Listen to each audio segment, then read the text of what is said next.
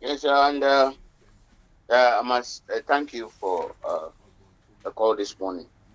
And we are grateful to God that we are alive. We've not lost lives during the spillage.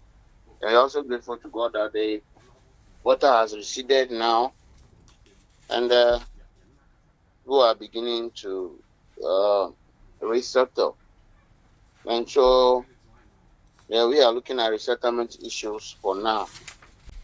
Schools have reopened, and we see clearly that most of the classrooms are being used as safe havens. The people are still there, and students cannot have access to their classrooms. And so those are issues we are battling with. Uh, the Zoom Lion have come to do decontamination and fumigation of some of the houses, most of the houses.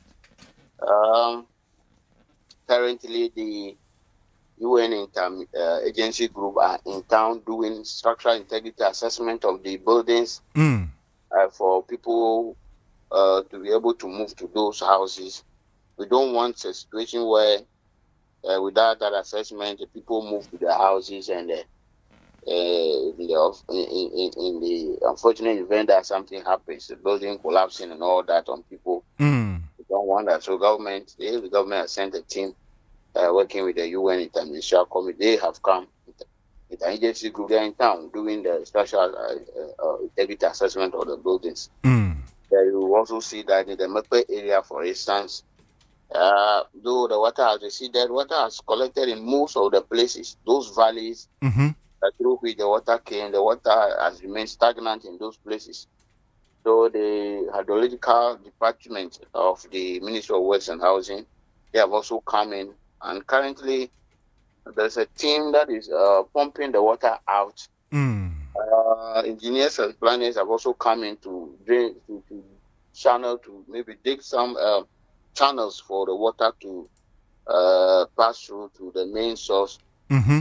But there are some that obviously you may have to cut the road to be able to create that valley. But that one is you have to obtain permission from the Ministry of Roads and Highways to be able to do that.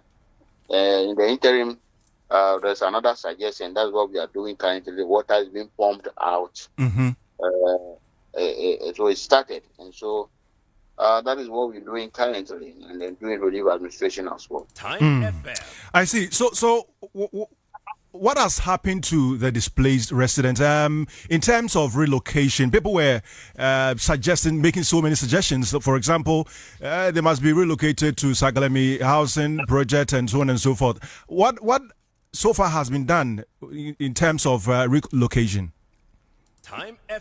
Um, currently, currently, not much has been done in that regard, Mm.